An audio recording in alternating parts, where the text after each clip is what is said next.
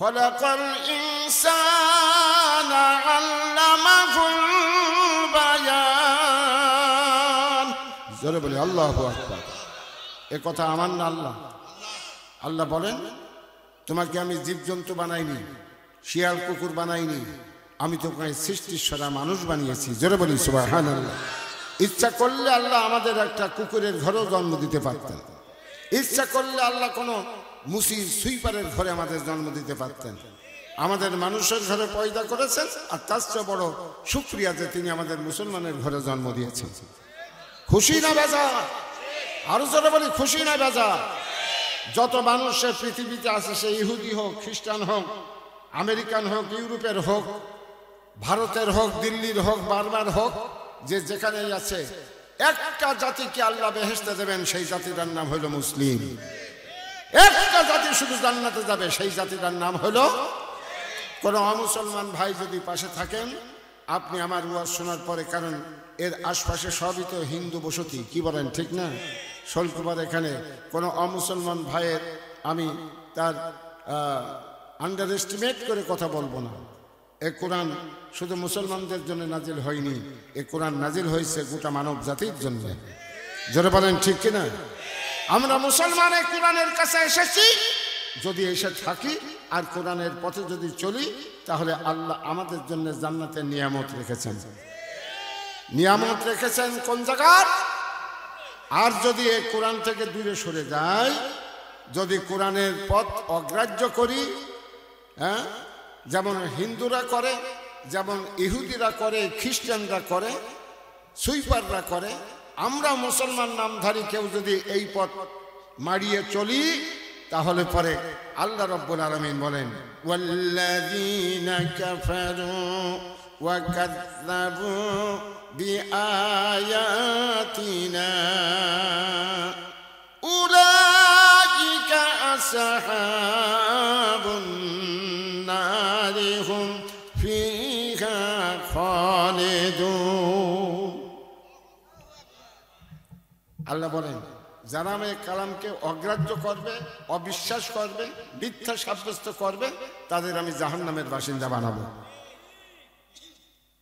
এই কাজটা শুধু দুনিয়ার অন্য জাতিরা করে না, মুসলমানরাও করে। কি বলেন ঠিক কিনা?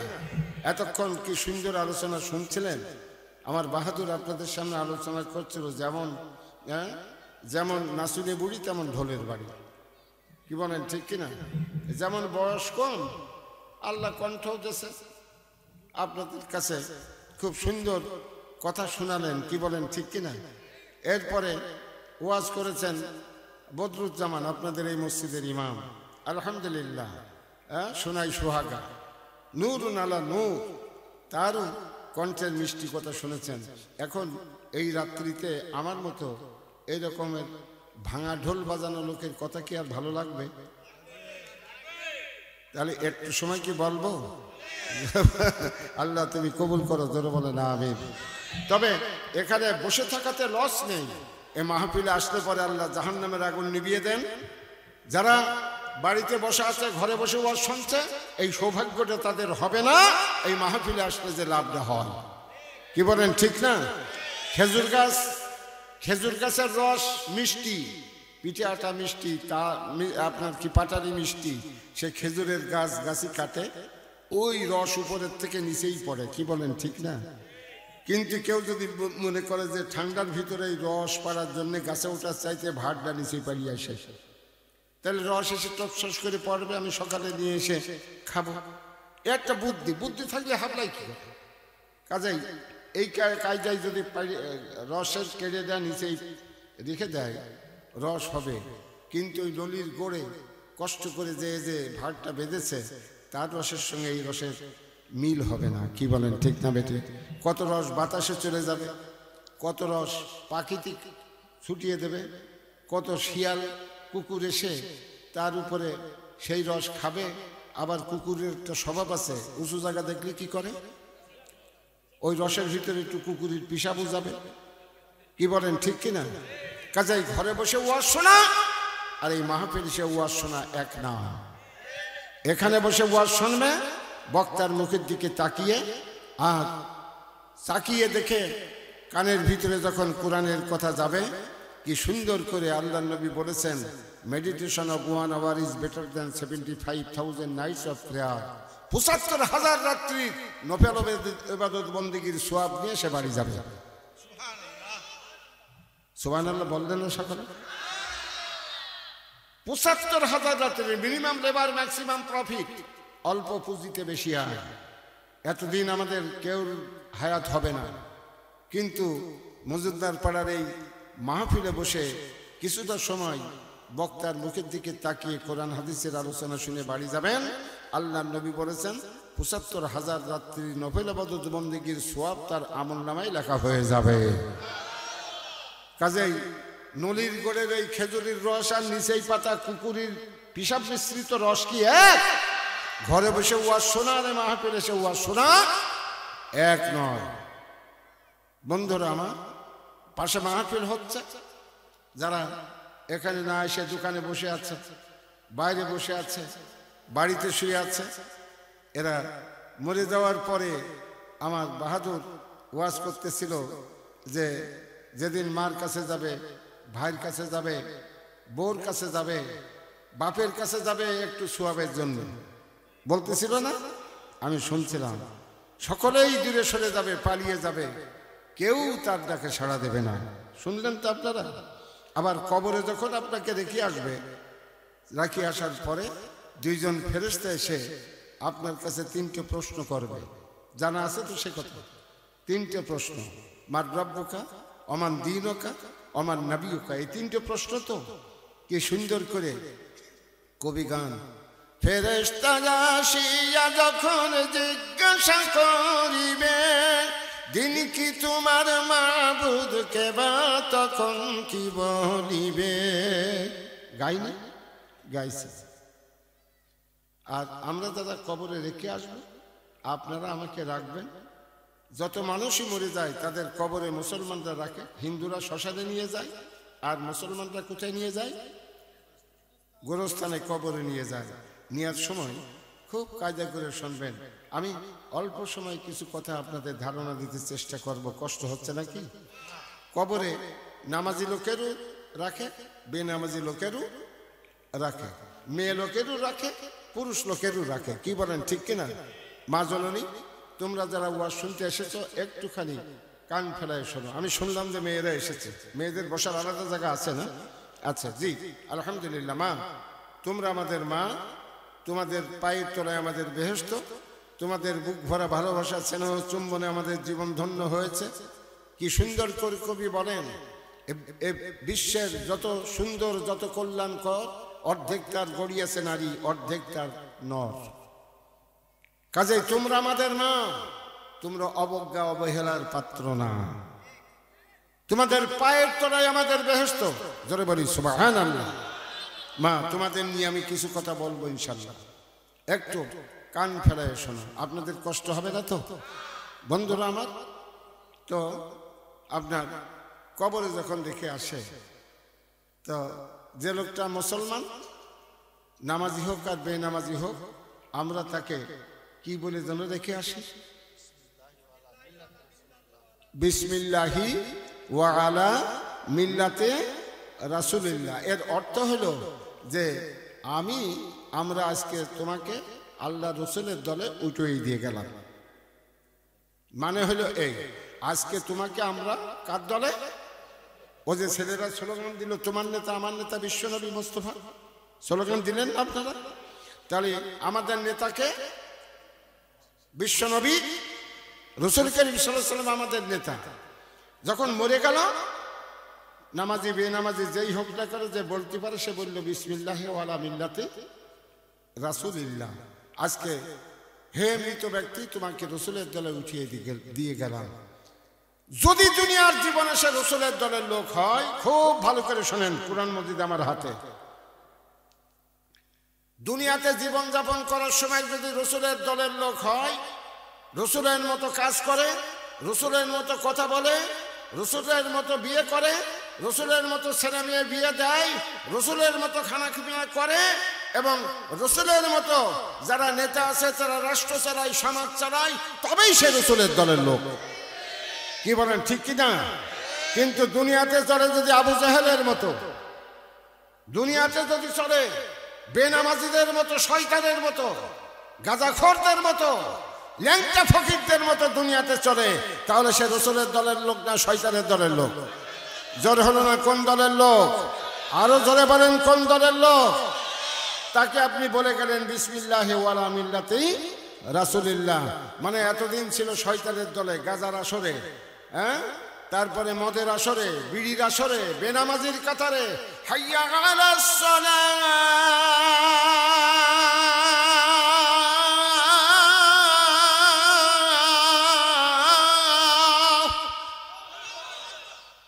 এই আজান দেওয়ার পরে যদি রাসূলের দলের লোক হয়, সে বিছানা থেকে ধসমস করে উঠে শরীর পাক থাকলে ওযু কালাম করে নামাজে যাবে মসজিদে। কি বলেন ঠিক কিনা? যতই শীত হোক আর বৃষ্টি হোক, যদি শরীর না পাক থাকে তাহলে সে গোসল করে শরীর পাক হয়ে যাবে মসজিদে। কি বলেন ঠিক না বেঠিক? যে লোকটা যাবে সেই হলো রাসূলের দলের লোক। চোখ বড় বড় করবেন না, দলিল আমার হাতে। যদি রাসূলের দলের লোক হয় সে নামাজি হবে। ওমর রাদিয়াল্লাহু তাআলা যতদিন আবু জাহেলের দলের লোক ছিলেন ততদিন পর্যন্ত সে যা খুশি তাই মনে করে বেরিয়েছে, এমনকি আল্লাহ রাসূলের মারার জন্য তলোয়ার নিয়ে বের হয়েছে। কি বলেন ঠিক কিনা? যাওয়ার পরে শেষে ভগ্নিপতির বাড়িতে যে কোরআন পড়ে তার ভিতরে আল্লাহ চৈতন্য ফিরিয়ে দিয়েছেন। জোরে বলি আলহামদুলিল্লাহ। বউনাইকে মেরে অজ্ঞান করে ফেলে দিয়েছে, রক্ত ফিনকি দিয়ে ছুটেছে। বোন ফাতেমা ঠেকাতে গিয়ে নিজে রক্তাক্ত হয়েছেন। নিজের বোনকে মেরে মা হযরত ওমর তাকে একেবারে ধরাশায়ী করে ফেলেছেন। শেষ পর্যন্ত স্বামীর বুকের উপরে পড়ে মা ফাতেমা কাঁদতেছেন, ভাইতে তাকে মেরে ফেলতেছে। অপরাধটা কি? অপরাধ হলো সে কোরআনের পথে গেছে, এই তার অপরাধ। আমাদের দেশেও এরকমের আছে, কোরআনের পথে যায় যারা যায় তাদের উপরে অত্যাচার, জুলুম, নির্যাতন চলে। এরকম লোক দুনিয়াতে ছিল নাকি? ছিল। গানের প্যান্ডেল হবে, সিনেমা চলবে, রাত দিন টেলিভিশন চলবে, আনন্দ মেলা হবে, পিকনিক হবে, ভ্রমণ হবে। কোরআনের মাহফিল করতে গেলেই সেখানে বাধা ছিল নাকি? ছিল। হ্যাঁ, এই আমানিশার অন্ধকার আর কাটবে বলে মনে হচ্ছিল না। কি বলেন? যারা দেশ চালিয়েছে তারাও হিমশিম খেয়ে ভাবলো যা আর হবে না। আর যারা তার মাঝে দেশ চালিয়েছে তারাও চুপচাপ বসে থাকলো। যারা দেশ চালাচ্ছিল তারা কোরআনের মাহফিল হতে দেবে না। এরপরে আমার মহেশপুরের 8টা মাহফিল বন্ধ করে দিল, মেহেরপুরের প্রায় 10টা মাহফিল বন্ধ করে দিল। ওনাকে মাহফিল আসতে দেওয়া যাবে না। কি অপরাধ? আবার অপরাধ হলো যে আমি কোরআনের দলের লোক, অপরাধ হলো যে আমি রাসূলের দলের লোক। কি বলেন ঠিক কিনা? দাওয়াত হলেই গাংলির থেকে ফোন করে আমার কাছে, আপনার নাম কি, বাড়ি কোথায়, আপনার ইউনিয়নের নাম কি, চেয়ারম্যানের নাম কি, আপনার বায়োডাটা বলেন। এই সমস্ত আমার কাছে আসে। কোনোটাই অনুমতি হয়, কোনোটাই হয় না, ফিরে আসি। এরপরে এমনই হলো যে মাহফিলে দেশে আর করা যায় না। কি বলেন ঠিক কিনা বেটি? হ্যাঁ, সিরাজদা ওয়াজ করতে গেলাম, আমাকে থানার থেকে বলে পাঠানো হলো রাত 11টার ভিতরে মোনাজাত করে দেবেন, রাজনীতি যেন না হয়। আমি রাত 11টায় ওয়াজ বন্ধ করে যখন ফিরে আসছি, কুষ্টিয়া ভিতরে ফেরার পথে আলাউদ্দিন মোড়ে এসে দেখি যে রাত তখন 1:30 বাজে। সে সময় আপনার গান হচ্ছে, নাচ হচ্ছে, আনন্দ হচ্ছে, ফুর্তি হচ্ছে। আমি গাড়ি থামিয়ে জিজ্ঞাসা করলাম এখানে কি হচ্ছে? যেটা 1 মাসিক আনন্দ মেলা, ওখানে সার্কাস এসেছে, পুতুল নাচ এসেছে, গানের দল এসেছে, তারা গান গাচ্ছে। আমি বললাম ওরে সর্বনাশ, জামাচ্ছে গেঞ্জি বড় হয়ে গেছে। কোরআনের মাহফিল চলবে না, সারা রাত গানের মাহফিল চলবে। কি বলেন? এই তো হলো। এই অন্ধকার আর যাবে না বলে মনে হয়েছিল। কি বলেন ঠিক কিনা? আব্রাহা যখন কাবা ঘর ভাঙতে আসলো, সে সময় আল্লাহ রাসূলের দাদা আব্দুল মুত্তালিব কুরাইশ নেতা হযরত নবী করিম সাল্লাল্লাহু আলাইহি ওয়াসাল্লামের চাচা এবং আপনজন যারা ছিল সে এলাকায় ওলীদ বিন মুগিরা, উতবা, সাইবা, আবুল আহাব এরা সকলেই ভাবলো এই কাবা ঘর আর বাঁচানো যাবে না। মানুষ যেখানে চেষ্টা শেষ হয়, নিরাশ হয়, আল্লাহর রহমত সেখান থেকে শুরু হয়। জোরে বলেন ঠিক কিনা? আল্লাহর রহমত সেখান থেকে শুরু হয়। জোরে বলেন সুবহানাল্লাহ। আব্রাহার কাছে যে রসুলের দাদা রাত্রি আপোষ করতে বসলেন, আপনি অনেক দূর থেকে কষ্ট করে এসেছেন, রাজশক্তি আপনার পিছনে তাফসিরের ভিতরে এসেছে, প্রায় 60,000 বাহিনী নিয়ে এসেছে, 13টা হাতি। বুখারী শরীফের হাদিস অনুযায়ী 13টা হাতি। মক্কার মানুষ হাতি দেখিনি কোনোদিন, অত বড় বিশাল জন্তু দেখে তারা ভয় পেয়ে গেল। দাদা আব্দুল মুত্তালিব বললেন যে আপনি আমাদের উটগুলো ধরে নিয়ে আসা হয়েছে, আমাদের দুম্বাগুলো ধরে নিয়ে আসা হয়েছে, আমাদের ছাগলগুলো দিয়ে আপনি কাবাঘর ভাঙতে এসেছেন, ভাঙবেন, আমরা বাধা দেব না। যেখানে দুর্বলতা, যেখানে অত বড় শক্তির সঙ্গে লড়াই করা সম্ভব না, সেখানে নতজানু হওয়া ছাড়া তো পথ নেই। কি বলেন ঠিক না বেঠে? এটা রসুলের জন্মের মাত্র 50 দিন আগের ঘটনা। নবীজির জন্মের মাত্র 50 দিন আগের ঘটনা। কথা কি বুঝা এসেছে? হ্যাঁ। নিরাশ আব্রাহা অট্টহাসি দিয়ে বলল, হাউ স্ট্রেঞ্জ ইট ইজ, কাবা ঘরের কামাই খাও তোমরা, আর কাবা ঘর আমি ভাঙতে এসেছি তা জানার পরেও কাবা ঘর ঠেকাবা না, তোমাদের দুম্বাগুলো নিয়ে চলে যাবা। হাউ স্ট্রেঞ্জ ইট ইজ, কি বলতে চাও? বলে আমরা আপনাদের সঙ্গে লড়াই করে পারি নাকি? কি বলেন ঠিক না? যার পিছনে বড় শক্তি থাকে তার সঙ্গে লড়াই করে পারবো না বলেই তো আমরা হার মানিছি। কি বলেন ঠিক না বেটি? বড় শক্তি না, হ্যাঁ আমরা হার মানেছি। কিন্তু কি সুন্দর করে কবি কয়, আজকের রাতের এ আধার কালকের দিনে হবে পার, আজকের রাতের এ আধার কালকের দিনে হবে পার, দুঃখের পরে সুখ আসে যে এই ভবের মাঝার, فإن مع العسر يسرا إن مع العسر يسرا। আছে কোরআন শরীফে। আজকের এই দুর্দিন কালকে কেটে যাবে। জোরে বলি সুবহানাল্লাহ। মক্কার কুরাইশরা দীর্ঘদিন কাবা ঘরে রাই খায়, হজ করতে মানুষ আসে, সেখানে ব্যবসা করে তারা ধনী হয়েছে। এই বাচ্চাগুলো একটু কাছে রাখেন। হ্যাঁ, সেই কাবা ঘর ভেঙে ফেললে দুনিয়ার মানুষ তার হজ করতে আসবে না। কি বলেন ঠিক কিনা? একটা নিরাশা, উপায় অন্তহীন হয়ে আব্রাহা বলল, ঠিক আছে তোমাদের জীবজন্তুগুলো নিয়ে যাও, কাল সকালবেলা যেন কাবার চত্বরে তোমাদের না দেখে। বলে না না না, আমরা যাব না, আপনি বাদশা নামদার, আপনি যা খুশি করে যাবেন।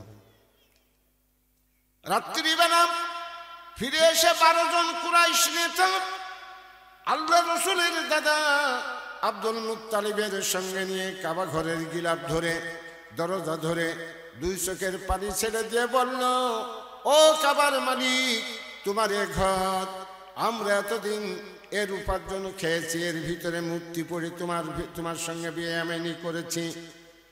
ও কাবার মালিক, এ ঘর তোমার, আলা মাসজিদু বাইতুল্লাহ, এ ঘর তোমার, এ ঘর তোমার কাছে রেখে চলে যাচ্ছি, এ ঘর তুমিই রক্ষা করো, আমাদের ক্ষমতা নেই এ ঘর বাঁচানো,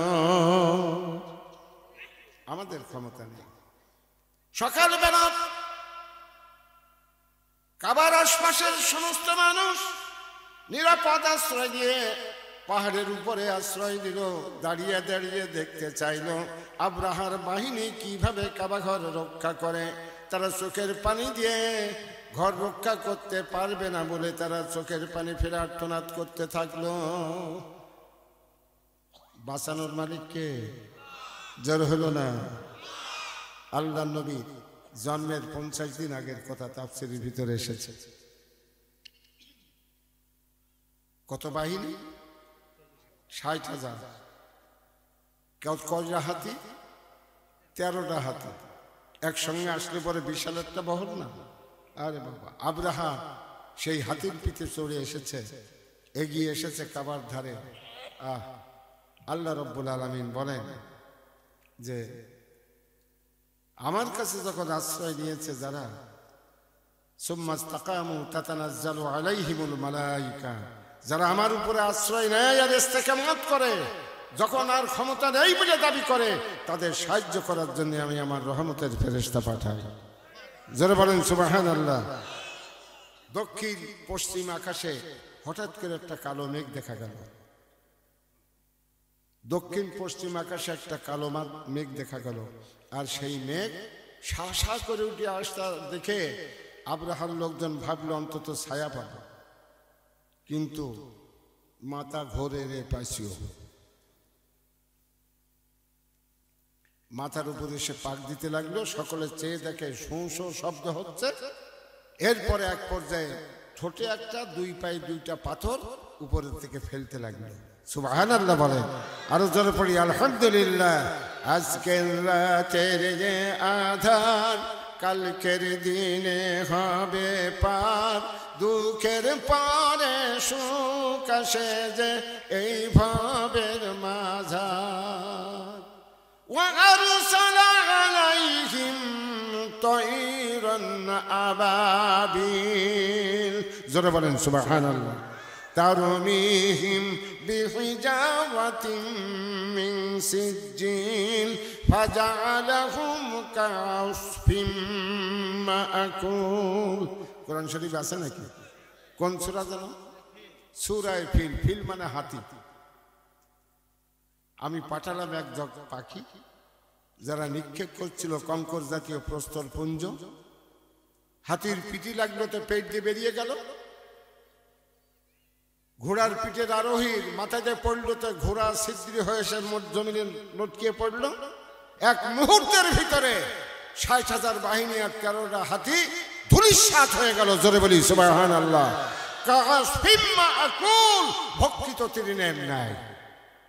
গরু খেয়ে জাবর কেটে পায়খানা করলে যেমন সে ঘাসের আর অস্তিত্ব থাকে না, হস্তি বাহিনীর ৬০,০০০ বাহিনী আব্রাহা সহ কাবা ঘরের চারপাশে পড়ে রইল, আর মক্কাবাসীরা পাহাড়ের উপর দাঁড়িয়ে দাঁড়িয়ে দেখতে লাগলো। জোরে বলি সুবহানাল্লাহ, আরো জোরে পড়ি আলহামদুলিল্লাহ। যখন আল্লাহর সাহায্য আসে, আর আইতাল্লাযী ইউকাযযিবু বিদ্দীন, হে নবী তুমি দেখলে আমি কি করলাম? জন্মের কয়দিন আগে? 50 দিন আগে। 53 বছর পূর্বে এদের স্বাধীন হয়েছে। স্বাধীন হওয়ার সময় কিভাবে পাক আর্মিরা দেশে বিচরণ করেছে এবং মুক্তি বাহিনী কি করেছে, রাজাকাররা কি করেছে, তাই সেই সময়কার মানুষ যারা আছে তারা আমরা চোখে দেখেছি, এখনো মনে আছে। কি বলেন ঠিক না বেঠিক? জোরে বলেন ঠিক না বেঠিক? নবীজির জন্মের 50 দিন আগে যে ঘটনা ঘটেছিল, আল্লাহ রসুলের কাছে এই কোরআনের সূরা ফিল নাজিল হওয়ার পরে চারপাশে যখন ছড়িয়ে গেল সে কথা, নবী তখন দেখেননি, কিন্তু নেতারা এসে বলল হ্যাঁ এই কাবা ঘর এইভাবেই ভাঙতে এসেছিল। জোরে বলি সুবহানাল্লাহ, আরো জোরে পড়ি আলহামদুলিল্লাহ। নদীর একুল ভাগে ও কুল গড়ে, এই তো নদীর খেলা। আছেন একটা গান, অতিলকাল আইয়ামুন নুদাবিলুহা বাইনান নাস। খোলেন কোরআন শরীফ, সূরা আলে ইমরানের 38 নম্বর আয়াত। অতিলকাল আইয়ামুন নুদাবিলুহা বাইনান নাস, নদীর একুল ভাগে ওকুল গড়ে, এই তো নদীর খেলা। কি বলেন ঠিক কি না? 41 বছর ধরে দেশে কোরআন পড়তে দেওয়া হবে না, 41 সাল পর্যন্ত। আর যারা কোরআনের পথে চলবে তাদের মেরে মেরে গুলি করে করে ফাঁসি দিয়ে দিয়ে নিঃশেষ করে দেওয়া হলো। কি বলেন ঠিক না বেঠিক? জোরে বলেন ঠিক কি না? বড় শক্তির পিছনে আছে, হাতি যেহেতু আছে আব্রাহার আর ভয় নেই। কি বলেন ঠিক না বেঠিক? কিন্তু সাহায্য হইল কার? জোরে হইল না? আরো জোরে। বাংলাদেশেও যে সে আবাবিল আসতে পারে তা আমরা দেখলাম। কি বলেন ঠিক না বেঠিক? জোরে বলেন দেখলাম না? দেখলাম না? সেই নদীর ঘাটে কোন ভরসায়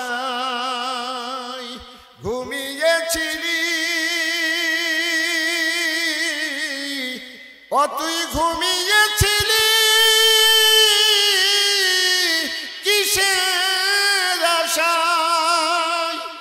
কোন ভরসায় থাকো? ক্ষমতার মালিক কে?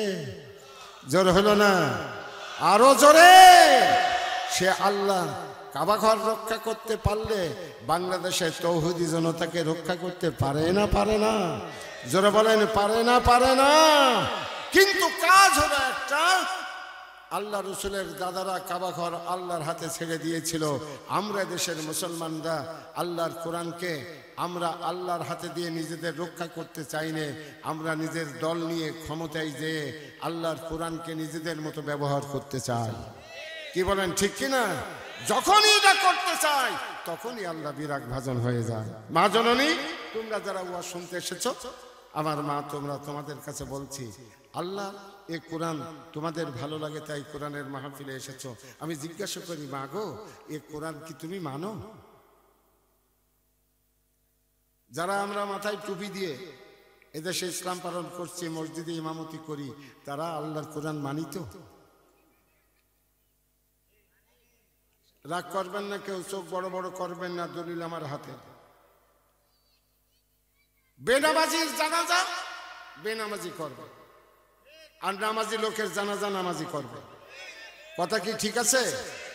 আল্লাহ রাব্বুল আলামিন বলেন, লা তুসাল্লি আলা আহাদিম মিনহুম মাতা আবাদাও ওয়ালা তাকুম আলা কবরিহি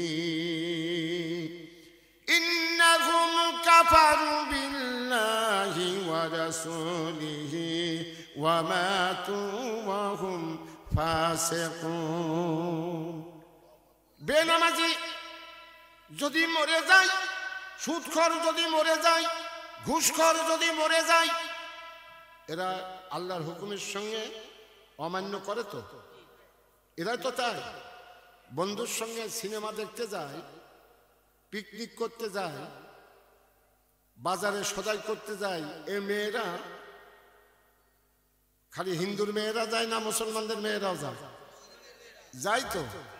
আল্লাহ মেয়েদের বললেন, ওয়া কান্না ফি বুয়ুতিকুন্না, ঘরে থাকো, খবরদার বাইরে যেও না। হুকুম কার? জোর হলো না? আর একবার, কষ্ট হচ্ছে কথা বলতে। আজান শুনলে নামাজে যাও, বাইদাল আব্দু বাইদাল কুফরু তারকুস সালাত। যে নামাজে গেল সে মুসলমান, যে নামাজে গেল না, মান তারাকা সালাতা মুতাআম্মিদান ফাকাত কাফার, সে কাফের। আল্লাহ রাব্বুল আলামিন বললেন, যে নামাজ পড়ে না, যে রোজা থাকে না, যে গাঁজা খায়, বিড়ি খায়, যে সুদের কারবার করে, যে আল্লাহর হুকুম অমান্য করে হাটে বাজারে বেড়ায়, বন্ধুর সঙ্গে সিনেমা দেখতে যায়, মেয়ে লোক হয়ে বিয়ের বরযাত্রী হয়ে যায়, হরিণাকুণ্ড যায়, পুরুষের সামনে বসে মুখ আলগা করে খানা খায়, আর যুবকরা কাছে এসে বলে, আপা কিছু লাগবে? এ খেলা হয় না? হয় না? জোরে বলেন, হয় না? হয় না? আল্লাহ দে আটকান হয়ে আমার মা জনীরা বলে, আর দেবেন না। এরা এই কাজগুলো আল্লাহ রসুলের দলের কাজ করলো না শয়তানের দলের কাজ করলো? জোরে বলেন, আরো জোরে। সমিতি খুলে পাড়ার বিটিদের কাছ থেকে আর লোকদের, বিপদগ্রস্ত মানুষের কাছ থেকে টাকা কর্জ দিয়ে এক মাসে 120 টাকা করে সুদ নেয়। এই খেলাও এদেশে চলে না? চলে না? এটা ইমানদারির কাজ না শয়তানের কাজ? সেই রাত মরে গেলে আমরা কি করে বলে আসি বিসমিল্লাহি ওয়া আলা মিল্লাতি রাসূলিল্লাহ? দুনিয়ায় চললো শয়তানের পথে, আর মরার পরে দিয়ে গেলাম কার দলে? জোরে বলেন, রসুলের দলে। আল্লাহ নবী মরা লাশ টালতি আইছিল নাকি? দলিল আমার হাতে, দলিল আমার হাতে। কোন সুখ দলিলের কথা না, কলজেই লাগলে কিছু করার নেই। হুজুররা আমার বেয়াদবি মাফ করবেন, কারণ আমাকে দাওয়াত করা হয়েছে, আমি আল্লাহর কোরআনের কথা বলবো সেজন্যই। কি বলেন, ঠিক না? ওয়াজ করলে দাঁত ভেঙে গেছিল, সেই মিথ্যে ওয়াজ আমি করতে আসিনি। একসময় এই ওয়াজ চলেছে, কিন্তু এখন ওয়াজ হয় কোরআন বুকে নিয়ে। কি বলেন, ঠিক না? ঠিক। আল্লাহর রসুলের পথে যারা ছিল, রসুল কি নামাজ পড়তেন? জোরে বলেন, পড়তেন। হযরত ওমর যেই না মুসলমান হলেন, ভগ্নিপতির বাড়ি আর বোনের কাছ থেকে কোরআন নিয়ে সূরা তাহা তেলাওয়াত করার পরে যখন দেখলেন যে ফিরাউন সারা জীবন দুশমনি করে করে কিভাবে মরেছে নীল দরিয়ায়, এ দৃশ্য দেখার পরে উমরের ভয় হয়ে গেল। জোরে বলি সুবহানাল্লাহ, আরো জোরে পড়ি আলহামদুলিল্লাহ। ভয় হয়ে যায়, জিজ্ঞাসা করলো, তোর এই কোরআন যে মোহাম্মদ দেশে সে কোথায়? বলে সে কথা কি দরকার?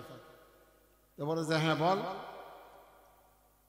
আমি তার কাছে কিছু কথা জানতে চাই। বলে তার পরিচয় ঠিকানা আমরা দেব না।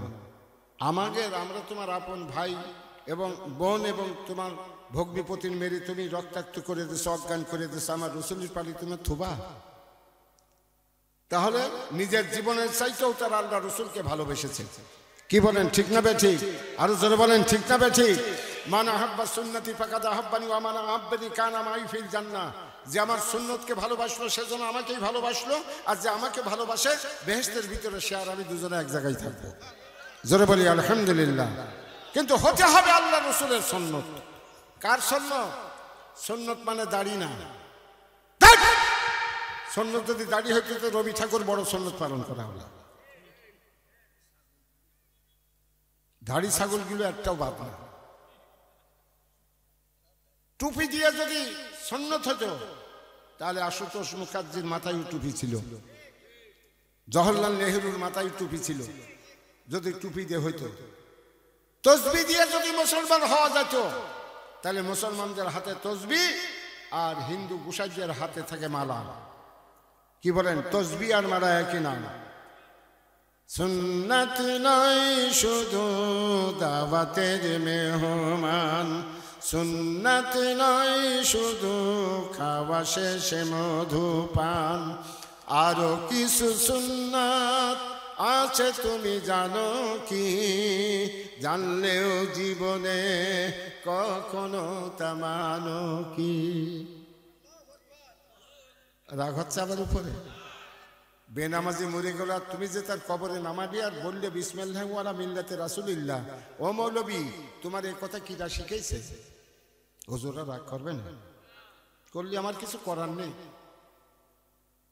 মিয়া ভাই, দুইটা কারণে এদেশে এত ওয়াজ হচ্ছে, এত নসিহত হচ্ছে, এত হাফিজিয়া মাদ্রাসা, এত কোরআন খতম হচ্ছে, কিন্তু সুদ কমতেছে না, বেপর্দা কমে যাচ্ছে। জোরে বলেন না কেন? বেপর্দা 50 বছর আগে যখন আমি এই শৈলকুমার বাজারে লেখাপড়া করেছি, 50 বছর আগে যখন আমি এলাকায় হাট বাজার করেছি, তখন শৈলকুমার বাজারে কোনো মেয়ে ছেলে বাজার করতে যায়নি, সে হিন্দুর মেয়েও যায়নি। কি বলেন ঠিক না বেঠিক? এখন কি যায়? জোরে বলেন যায়? এখন কি হিন্দুর মেয়েরা না, মুসলমানের মেয়েরাও পরপুরুষের সঙ্গে পিকনিক করতে যায়, অফিসারের সঙ্গে যায়? আহা, কি আশ্চর্য! 50 বছর আগে এত ওয়াজ ছিল না, এত হেফজখানা ছিল না, এত হুজুর ছিল না। কি বলেন ঠিক না বেঠিক? এখন মাহফিল পাড়ায় পাড়ায়। মানে কালকে আমি গত রাত্রে ওয়াজ করেছি, হাবিবপুর বলছে হুজুর আজকে দিয়ে 5টা মাহফিল হলো এই গ্রামে। কথা বুঝেছেন? 5টা মাহফিল। এত মাহফিল কি আগে হতো না? বন্ধুরা আমার, ও পর্দার মা জননীরা, ওয়াজ হবে, ওয়াজ শুনবো, হাফেজ হবে, কোরআন পড়বে, ওয়াজ মাহফিলে বক্তারা ওয়াজ করবে, যারা ওয়াজ শুনবে তাদের জীবনটা সোনার জীবন হয়ে যাবে। জোরে বলেন সুবহানাল্লাহ। যালিকাল কিতাবু লা রাইবা ফীহি হুদাল লিল মুত্তাকিন।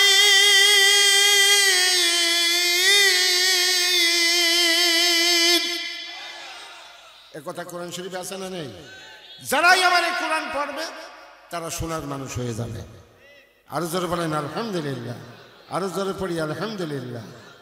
কি মানুষ হয়ে যাবে? সোনার মানুষ হয়ে যাবে। কিসের কাছে আসলে? কোরআনের কাছে আসলে। এত কোরআন পড়া হচ্ছে, সুদ করে সুদ কমতেছে না। অফিসে গেলে ঘুষ বন্ধ হয়ে গেছে।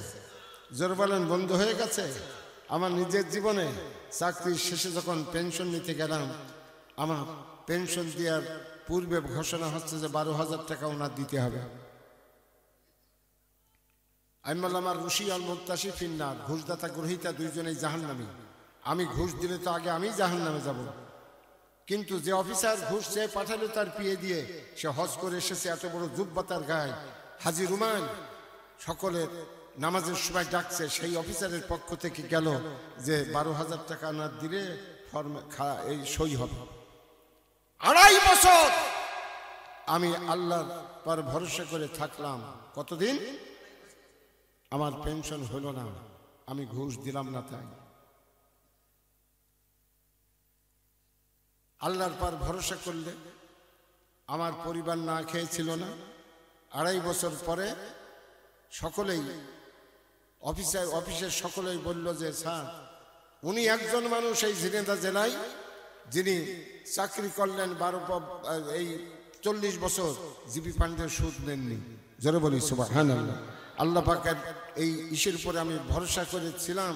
আমার অনেকে অনেক টাকা পেয়েছে, আমি পাইনি, কিন্তু আমার ছেলে মেয়ে না খেয়ে থাকেনি। কি বলেন, ঠিক না বেঠিক? 5টা ছেলে পেলাই বিশ্ববিদ্যালয় পড়িয়ে নিয়ে এসেছি, সকলে বলি আলহামদুলিল্লাহ। 2.5 বছর পরে সে অফিসার ফর্মে সই করলো, আমি 1 পয়সাও ঘুষ দিইনি। জোরে পড়েন আলহামদুলিল্লাহ। আমার সাদেকুর গান গেল না, ইমানের পথে অবিচল থেকে আমার মরণ যেন হয়। একটা গান গাইল না, কে বলে গাইছে না? তোমারই কাছে মিনতি আমার, তোমারই কাছে মিনতি আমার, ও গো প্রভু দয়াময়, ইমানের পথে অবিচল থেকে আমার মরণ যেন হয়।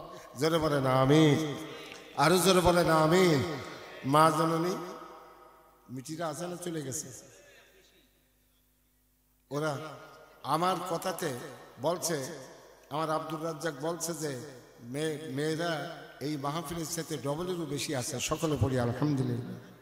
কিন্তু দুঃখের বিষয়, এত হাফেজ, এত মসজিদ, এত আজান, এত একামত, কিন্তু বিল্লালের মতো আজান দেওয়ার পরে মদিনার সমাজ থেকে সুদ উঠে গেল। জোরে বলি সুবহানাল্লাহ। ঘুষ উঠে গেল, মদ বন্ধ হয়ে গেল, গাঁজা বন্ধ হয়ে গেল। কি বলেন, ঠিক না বেঠিক? হ্যাঁ, বগুড়ায় মহাস্থান করে গিয়েছিলাম, মাগরিবের নামাজ পড়লাম, গাইবান্ধাই আমার প্রোগ্রাম, ঠাকুরগাঁ পঞ্চগড় ওইদিকে আমার প্রোগ্রাম।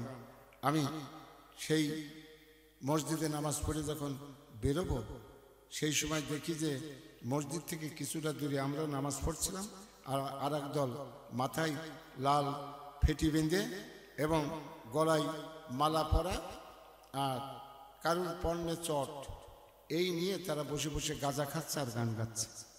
জোরে বলেন নাউজুবিল্লাহ।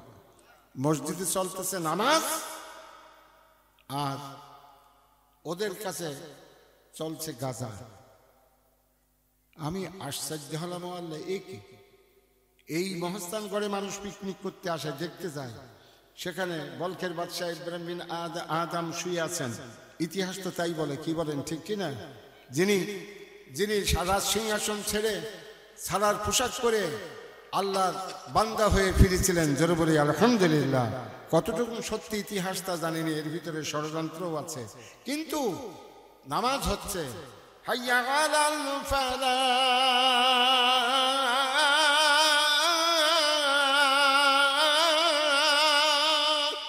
মহাকল্যাণের কাছে আসো বলে আজান দিয়েছে, আমরা নামাজে গেলাম আর ওরা বসে গাঁজা খাচ্ছে। আশ্চর্য ব্যাপার। বাবা খাজা, তোমার নামে টানলে গাজা, দিল হয়ে যাই তাজা। শুনেছেন কথা? বাবা খাজা, তোমার নামে টানলে গাজা, আমার দিল হয়ে যাই তাজা। জোরে বলেন নাউজুবিল্লাহ। খাজার মাথায় জট, পণ্য সালার চট গাচ্ছে। আমি দাঁড়িয়ে শুনলাম। গাঁজা খাওয়ার জন্য খাজার হাতে লাগে পট। কি আশ্চর্য, মসজিদে নামাজ চলছে আর ওরা গাঁজা খাচ্ছে আর এই গান গাচ্ছে। সহ্য করতে না পারে বললাম, নামাজ লাগে না তোমাদের? কোথায় বাড়ি তোমরা? কারা কারা? মুখে দাড়ি দেখা যায়, মোটা মোটা তাজা তাজা দেহ, এই লাল ফেটি কেন বাঁধছ? লাল চিহ্ন তো হলো সিগন্যাল, মানে ডেঞ্জারাস সিগন্যাল, কি বলেন ঠিক না? শহরে যখন গাড়ি চলে সবুজ সিগন্যাল হলে গাড়ি চালানো যায়, লাল বাতি যদি জ্বলে কি করতে হয়? দাঁড়ানো না দাঁড়ালে বিপদ হয়, কি বলেন ঠিক না বেঠিক? হ্যাঁ, আল্লাহ নবীর সুন্নত সাদা পোশাক, সাদা টুপি, সাদা জামা পরে যখন আমরা মসজিদে যাই, আল্লাহ নবীর সুন্নতের কিছু পালন করলাম বলে মনে হয়, কি বলেন ঠিক না বেঠিক? কিন্তু লাল গেরুয়া পোশাক, চটের পোশাক, এটা কি আল্লাহ নবীর সুন্নত? আল্লাহ নবীর কোন নবীর মাথায় কি জট ছিল? জোরে বলেন ছিল? খাজার মাথায় জট, পন্নে সালার চট, গাঁজা খাওয়ার জন্য খাজার হাতে লাগে পট। ঈশ্বরে বলেন নাউজুবিল্লাহ। যখন নামাজের কথা বলেছি ওরা তখন, আমার সংখ্যা তো কম, আমার প্রাইভেটের ড্রাইভার আমি আর আমার সঙ্গে আর দুইজন আছে, ওদের সংখ্যা প্রায় 20-25 জন। মাইট ইজ রাইট জোরজার মুল্লুকতার, সার্ভেয়ার অফ দ্য ফিটেস্ট, ওদের শক্তি বেশি, কি বলেন ঠিক কিনা? আমি পারবো না সে কথা বুঝলাম, কিন্তু তবু বললাম নামাজ না পড়ে তোমরা গান করছো কেন? ওরা তার উত্তরে বলছে, পানির তলায় বাতি জ্বলে, ওরা ঝড় বাতাসে নেভে না, খাজা বাবার মুরিদ হলে নামাজ রোজা লাগে না। কোরআনের দেশে এই গান গাওয়ার ক্ষমতা থাকে যদি সে দেশের শাসক মুসলমান হয়, সে দেশের শাসক যদি কোরআনের শাসক হয়, কি বলেন হয়? জোরে বলেন হয়? রাগ হচ্ছে আমার উপরে? মা জননী শোনো, তোমাদের নিয়ে কথা বলছি। মানিকগঞ্জ ঢাকায় ওয়াজ করতে গিয়েছিলাম, মাদ্রাসার মাহফিল, মানিকগঞ্জের শহরের উপরেই প্রপারে মাহফিলের কওমি মাদ্রাসা, সেখানে আমি প্রধান বক্তা। এখন মাদ্রাসার প্রিন্সিপাল আমাকে বলছে, হুজুর আপনার নাম তো শুনেছি এবং আপনার আলোচনা বিভিন্ন জায়গায় আমরা জানতে পেরেছি, তো একটা বিষয় আপনাকে একটু জানাই, আমাদের এখানকার এমপি একজন মহিলা, তাকে দাওয়াত না দিলে এবং প্রধান অতিথি না করলে আমরা মাহফিল করতে পারছিলাম না।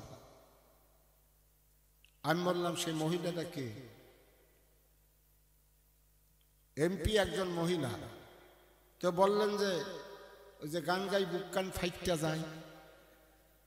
আমি বললাম জাদি গেল বলে আমি ওয়াজ করবো এখানে কোরআন হাদিসের, আমার পাশে একজন মহিলা বসে থাকবে। রাবণের শক্তিশালী সহ্য হয়, হনুমানের দাঁত খেছনি সহ্য হয় না, কি বলেন ঠিক কিনা? জোরে বলেন ঠিক কিনা? আমি বললাম মৌলানা সাহেব ওয়াজ আমি করব না, ওয়াজ আমি করব না, আপনি যদি মঞ্চের উপরে মহিলা বসিয়ে রাখেন তাহলে আমি এখানে ওয়াজ করব না। তাকে যদি কথা বলান তাকে বলান, মঞ্চেতে নামুক, তারপরে আমি কথা বলবো। আমার পাশে একজন মহিলা বসে থাকবে আর আমি কোরআন হাদিসের কথা বলবো। আল্লাহ বলছে ওয়াকান্না ফি বুয়ুতিকুন্না ওয়ালা তাবাররুজনা তাবাররুজাল জাহিলিয়াতিল উলা, আছে নাকি কোরআন শরীফে? আল্লাহ বলেন মেয়েরা তোমরা ঘরে থাকো, জাহিলি সমাজের মেয়েদের মতো হাটে বাজারে পথে ঘাটে তোমরা বেরিও না। জোরে বলি সুবহানাল্লাহ। কোরআন খোলেন 21 পারা সূরা আহজাবের 33 নম্বর আয়াত। কার কথা? জোর হলো না? আরো জোরে। কি আশ্চর্য,